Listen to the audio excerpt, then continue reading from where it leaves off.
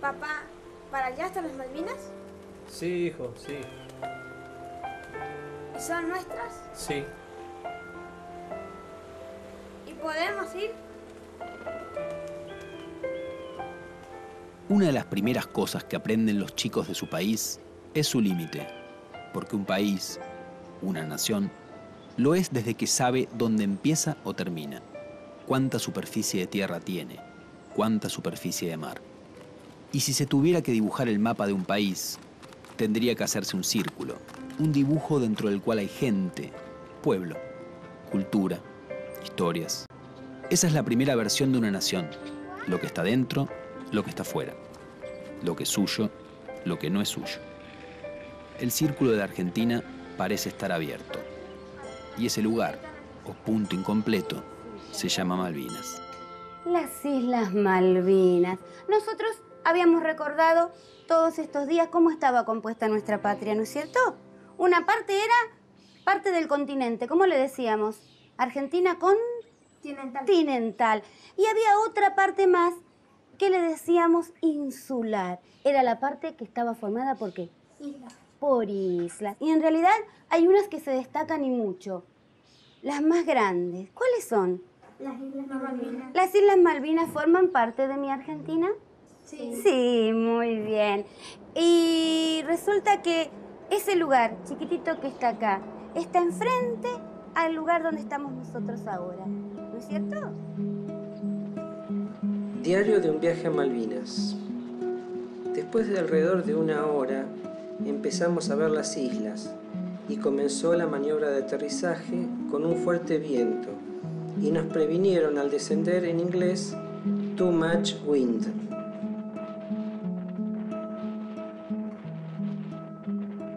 Nos preparamos para ir a nuestras posiciones en las montañas.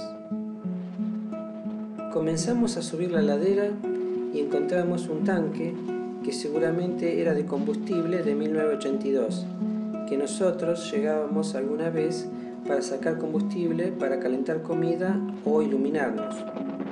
Una capa poncho impermeable que podría haber sido ladera.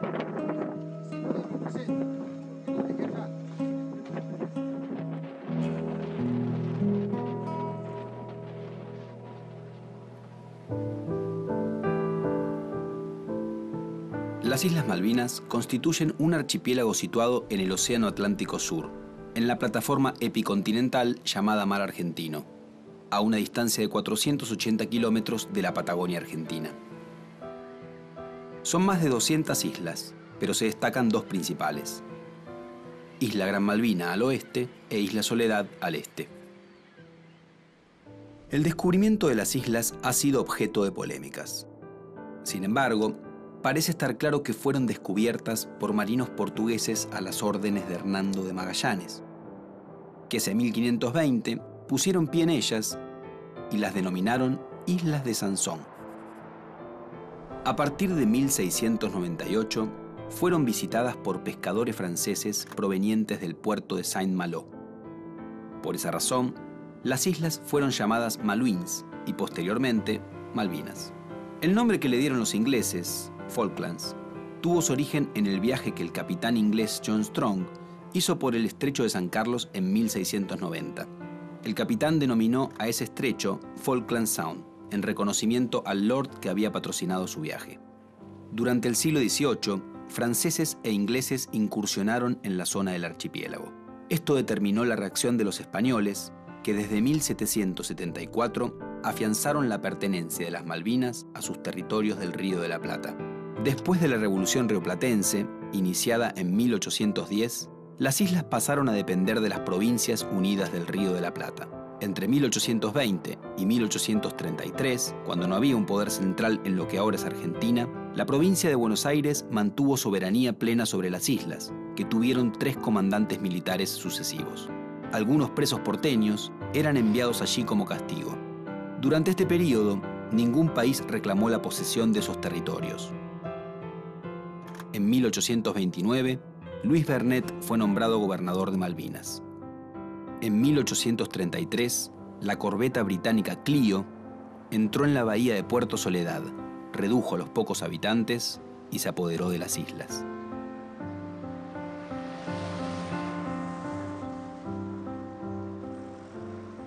¿Cuál es el argumento británico hoy para sostener que no puede reintegrar las islas a la Argentina? ¿Qué dice Gran Bretaña? Que ya no se dice que el primer avistaje, que Port Egmont fue la primera ocupación. Eso se ha quedado atrás. Incluso hay documentos oficiales británicos que dicen que todo eso es muy débil. Pero lo que dice el Foreign Office, lo que dice el gobierno británico, es, bueno, eso depende de la voluntad de los isleños, porque los isleños son la población de las islas y hay que respetar la voluntad de ese pueblo. Y en la Argentina, lo que ha dicho tradicionalmente es, las islas son argentinas, por historia, por derecho, y los habitantes no son un pueblo, porque no tienen una entidad propia, son británicos instalados en un territorio argentino. Y Gran Bretaña decía, no son británicos. Y para sostener esta posición, la ley británica no los trataba como británicos, los trataba como ciudadanos de un territorio de ultramar.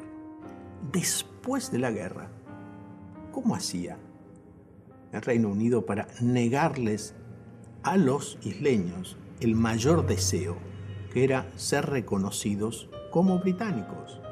Y entonces, hoy, la ley británica dice lo mismo que la República Argentina. Dice que los habitantes de las islas son británicos, exactamente igual que un londinense.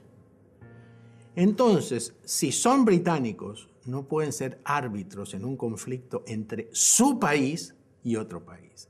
No son un pueblo distinto, no son terceros. Las Malvinas son argentinas Porque están cerca de Argentina. Están en la plataforma de tierras argentinas. por abajo del mar, está unido en Argentina. Están en el mar argentino. Porque está en la tierra argentina. Nosotros peleamos por mantener esas islas. Por eso, por derecho, es nuestra. Todavía son argentinas.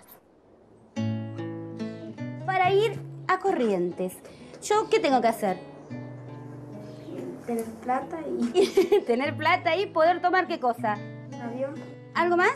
un colectivo, Para ir a las Malvinas, ¿qué necesito? pasaporte. Ah, perdón. ¿No me dijeron que era argentina? ¿Vos necesitas pasaporte para ir a Tierra del Fuego? ¿Y por qué tengo que usar pasaporte para ir a este lugar? Porque está dominada por Inglaterra. Dominada por Inglaterra. ¿Y entonces qué pasó? Se las robaron. Se las robaron. ¿Nosotros alguna vez dejamos de decir son nuestras? Nunca. Ni tenemos que dejar de decirlo, porque las Malvinas son nuestras. Hasta acá, para que se pudiera cocinar para toda la compañía. Sigo y encuentro una barranquita donde en el 82 habíamos matado y cocinado una oveja. Ahí apareciendo el resto de la cocina. ¿Cómo llega a imaginarse esta barranquita? Sigo hasta los lugares más alejados donde había hecho guardia, viendo el río Murrell y la casa que está en la otra orilla. Pero con cuidado, ya que recordaba que había un campo minado que ahora parece no estar señalizado. Paramos a un costado del camino y tomamos unos mates.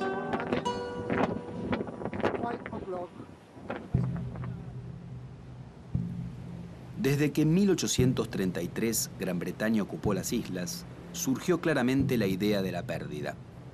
Un buen ejemplo de esto fue la carta que José Hernández publicó en 1869 en el diario El Río de la Plata. La publicación apuntaba a despertar el interés de la población por esas islas, que según el autor eran propiedad de los argentinos, pero estaban perfectamente ignoradas por ellos.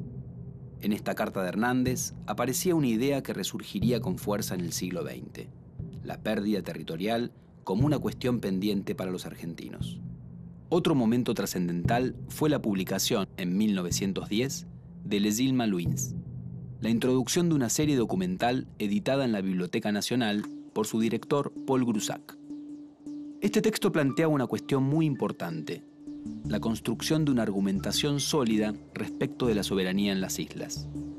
Para Groussac, esa falta de argumentos explicaba, en parte, la pérdida del archipiélago.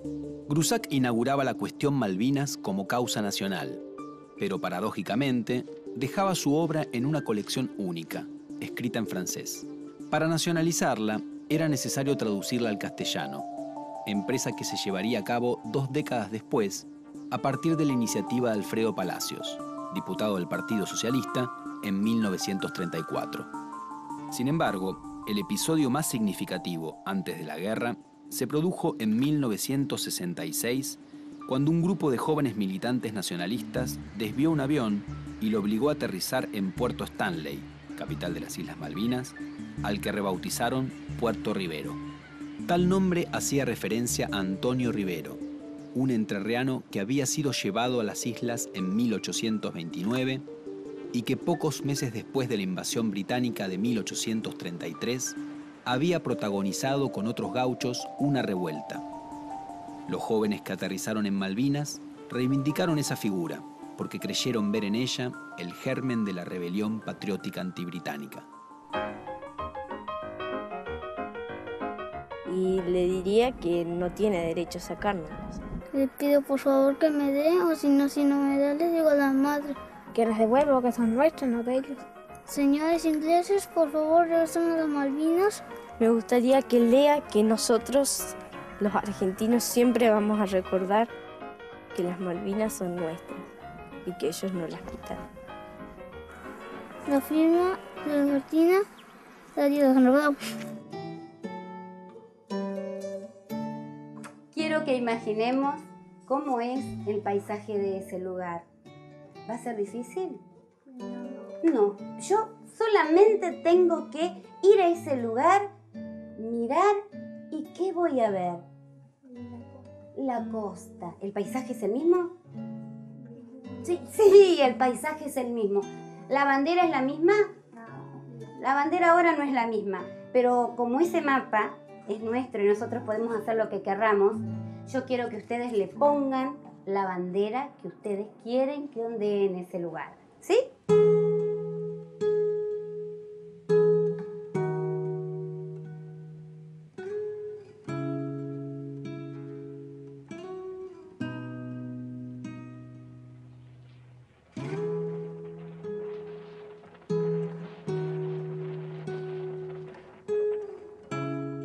Comenzamos a bajar hacia lo que pensamos que era el lugar donde estaba la compañía C, donde habíamos estado Daniel y yo en el 82. Yo me acordaba que había un arroyito y efectivamente estaba semi oculto entre los pastos y lo cruzamos. Ya tenía la seguridad que estábamos en el camino correcto. Empezamos a subir nuevamente y empezamos a ver formas conocidas, aunque un poco desdibujadas en mi memoria. Daniel acaba de encontrar su lugar, o uno de estos, que la verdad se ven difícil, complicado. Veo los restos de una posición, pero no me resultaba conocida. Subo un poco más y ahí digo, tiene que ser esta. Daniel me dice, ¿te parece? ¿Estás seguro? Vuelvo y digo que sí, que estaba seguro, y metí la mano en el hueco de una piedra que guardaba cosas en el año 82, que estaba oculto por el pasto, y encuentro una lata de pomada Washington que yo había llevado y no había usado. La saqué, la miré y la volví a dejar en el mismo lugar. Pensé que tenía que quedar ahí. No quise remover el pozo semitapado porque había dejado una granada de mano adentro en el 82, bien oculta, y es posible que todavía esté y puede ser peligroso.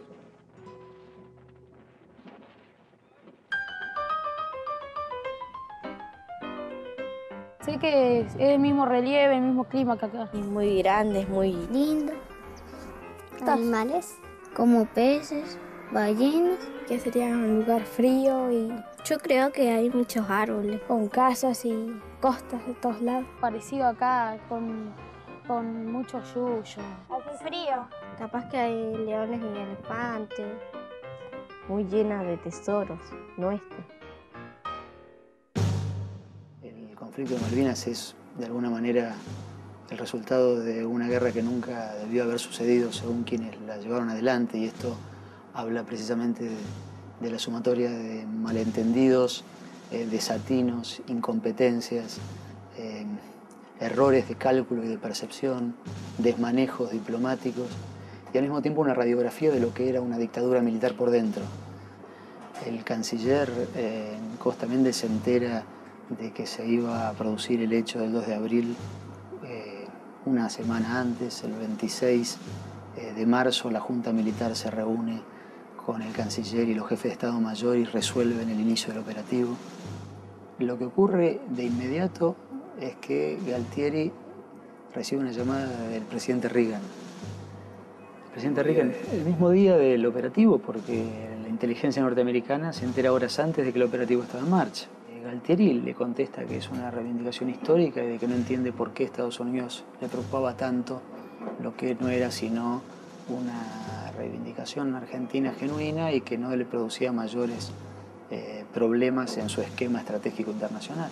La conversación prosigue y termina en punto muerto. Reagan le encomienda al secretario de Estado norteamericano, que era un general, era el general Alexander Haig, que vaya y le explique a sus amigos los generales y almirantes argentinos que era un gran desatino lo que estaban cometiendo. Todas esas gestiones que van entre el 10 de abril y el 20 de abril fracasan. En este juego de tensiones diplomáticas, el Consejo de Seguridad se reúne al día siguiente, el 2 de abril. Costa Méndez le informa a la Junta Militar que muy probablemente la resolución no salga porque la Unión Soviética no iba a acompañar e iba a vetar la pretensión de Gran Bretaña de condenar la ocupación argentina. Se equivoca Costa Méndez. La Unión Soviética no veta y se abstiene en esa resolución. La resolución es aprobada y esa resolución, que es la 502, le termina dando el aval a Gran Bretaña para enviar la fuerza militar que termina desencadenando el conflicto. Y a mí se me ocurre que podemos hacer algo más. Todos sabemos escribir, ¿no es cierto? Sí. Todos sabemos dibujar, ¿no es cierto? Bueno, ¿qué les parece si para mañana pensamos qué podemos hacer con ese lugar que nosotros queremos? Hagan lo que quieran. Ustedes piensen, es su proyecto. ¿Van a poder hacerlo? Sí, yo me imagino que sí. Si alguno necesita papel, lápiz, si quiere escribir, o cartulina, si quiere pintar, puede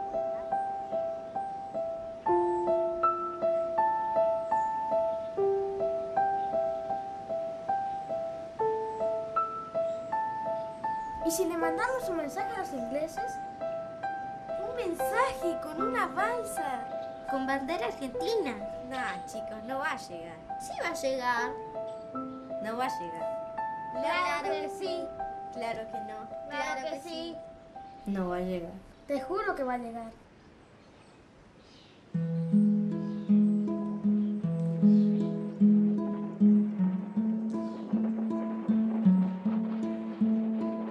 El miércoles decidimos ir a London y subimos a pie, con cierta duda, pero fuimos reconociendo algunos lugares por las fotos que habíamos visto.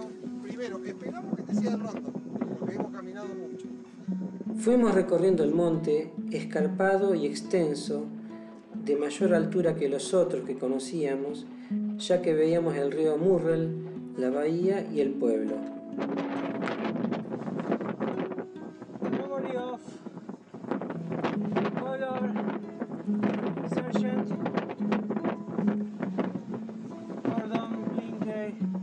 A medida que íbamos caminando, encontrábamos restos de armamentos y de posiciones.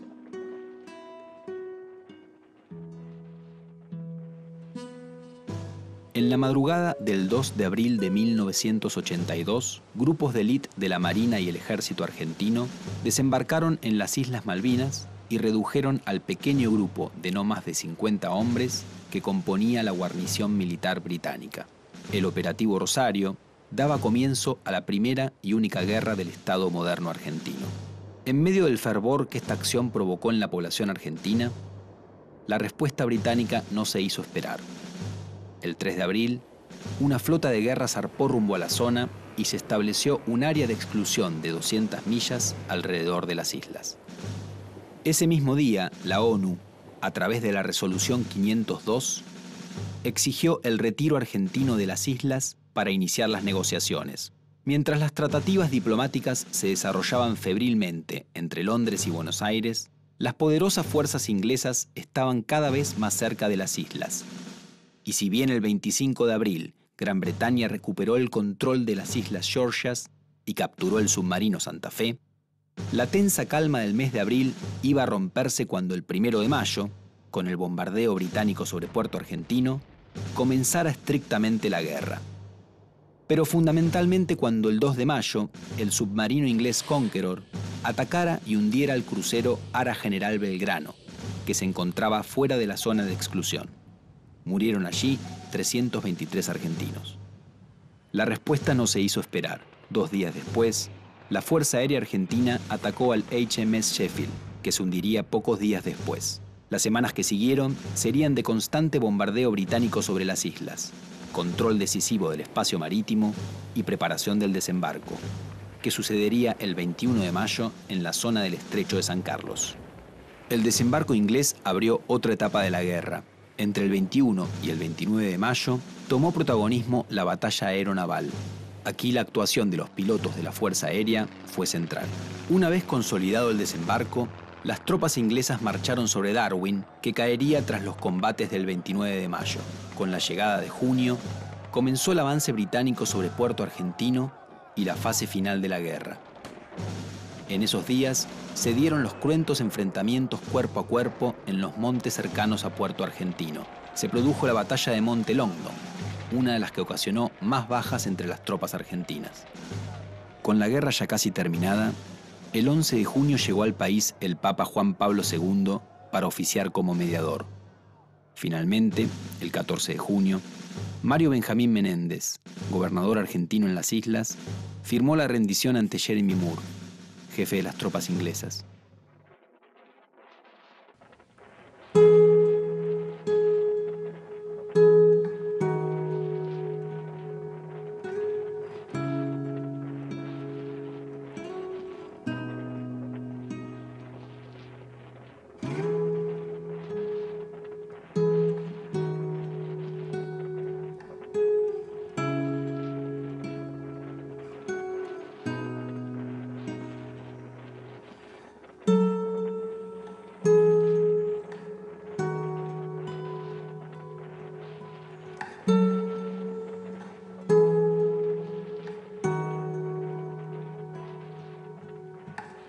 Durante toda la guerra de Malvinas, la principal hipótesis de conflicto de la Junta Militar siguió siendo Chile, no Gran Bretaña.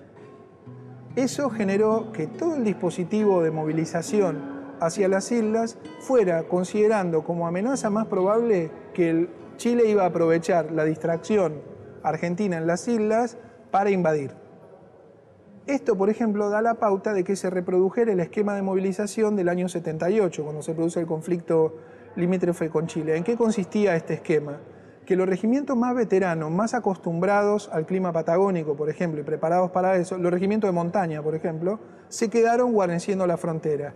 Y a Malvinas, donde no se esperaba que fuera a haber conflicto, fueron los regimientos que iban a desempeñar tarea de guarnición en caso de una guerra con Chile. Regimientos, por ejemplo, del litoral. Esto es importante porque es una de las marcas fuertes sobre la guerra también. Mandaron a Malvinas a gente acostumbrada a 40 grados de calor. Bueno, diríamos, la base histórica de esto tiene que ver con la planificación. Al mismo tiempo, como no esperaban guerra, la movilización fue muy improvisada. Por ejemplo, el Regimiento de Infantería 12 de Mercedes, que combatió en Puerto Darwin, pasó a las islas sin su equipo pesado. No tenía cocina de campaña, no tenía artillería de apoyo, y en esas condiciones se enfrentó a los regimientos de paracaidistas británicos que lo atacaron a finales de mayo del 82. Sencillamente porque no se había planificado esa movilización. Chicas, ¿qué pondríamos en la balsa? No sé, algo que queramos mucho. ¿Como qué, por ejemplo? El osito de mi abuelo. Yo pondría un mensaje para que ellos recuerden a quién se lo sacaron.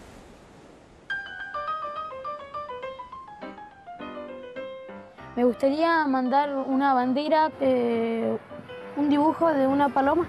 Bueno, pondría que tendrían que entregarnos las islas. De paz, una paloma de paz. Yo mandaría en ese barquito el osito que me regaló mi abuelo a mí. Escribiría que nosotros los argentinos siempre vamos a recordar nuestra tierra. No sé, que no peleemos más. El proceso de la experiencia de la Guerra de Malvinas rápidamente queda subsumido, queda atrapado en lo que más ampliamente empieza a ser el descubrimiento social, por ponerle un nombre, de lo que había sido el terrorismo de Estado. Es decir, lo que hasta ese momento se recogía fragmentariamente, como comentarios en voz baja, que muchas veces costaba creer, Malvinas permite que aparezca en letra de molde en la prensa. Entonces, la discusión de la guerra, por ponerle también otro título, queda rápidamente atrapada en la discusión más amplia sobre los años de la dictadura. Y la marca fuerte para pensar los años de la dictadura todavía hoy, y con motivo, por supuesto, es la experiencia del terrorismo de Estado. Esto de algún modo congeló las formas de procesar la experiencia de Malvinas. El pato de la boda aquí han sido sin duda los protagonistas más directos, porque a diferencia de los desaparecidos que físicamente no están, y nosotros podemos construir interpretaciones sobre ellos, los excombatientes de Malvinas son desaparecidos vivos, se movilizan cada 2 de abril, tratan de ir a la tele en la medida que pueden o publican cosas, y la respuesta social ha sido, como en otros casos, concentrar en los actores la responsabilidad. Concentrar en un grupo de ciudadanos la carga fortísima que significa procesar una frustración nacional. De ese modo uno puede entender, por ejemplo, la alta cantidad de suicidios, pero sobre todo las dificultades para hablar sobre Malvinas. ¿Qué podría decir un Estado sobre Malvinas? ¿Desde qué lugar se para hablar sobre la guerra? ¿Qué significa hablar de la patria en este contexto de que las Fuerzas Armadas que produjeron el desembarco del 82 son las mismas que organizaron el terrorismo de Estado? ¿Cómo proceso a alguien caído en Malvinas por una causa justa, según lo aprendimos en la escuela, y que 2 años antes secuestraba y torturaba alegremente gente? Ese es un poco el problema en términos simbólicos. Es muy difícil de procesar porque obliga a una definición política muy fuerte en términos de qué quiero recordar. Nos preparamos para volver. Ya habíamos cumplido con todos los lugares importantes para nosotros. Yo tenía una satisfacción, una paz interior que creo que sentíamos todos. Habíamos ido al cementerio a rendirle homenaje a nuestros compañeros caídos, a nuestras posiciones, que en mi caso estaba intacta, y hasta encontré algo mío. Ver de cerca, tocar esas piedras y esa tierra fue increíble. Era algo que me debía. Espero que todos los excombatientes puedan volver a Malvinas y que muchos argentinos también las visiten.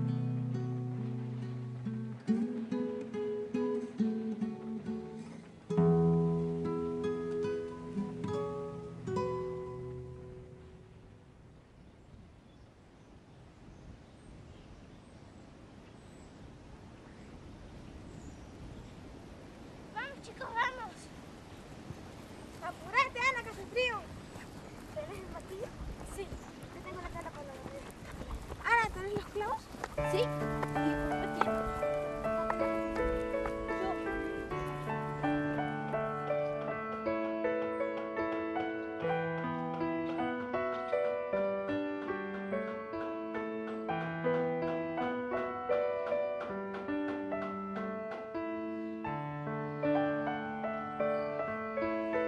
Las Malvinas significa pensar en muchas cosas a la vez. La síntesis siempre es un terreno difícil para la memoria, porque hay hechos que parece que nunca sucedieron, y aunque la memoria los preserve, están ahí, un tanto oníricos, irreales. Pero sucedió. ¿Llegará esto a Malvinas? Capaz. Una vez la Argentina fue a la guerra. partió hacia esas islas con todo lo que tenía dentro. Hacer realidad la realidad de sus mapas. Las Malvinas, dicen, son argentinas. Pero Malvinas ahora, también, es ese mosaico de espejos rotos de lo que fue la Argentina. Su modelo de nación, su historia didáctica y escolar, el relato que un chico aprendió una vez y con el que se fue a la guerra. ¿La tiramos al mar?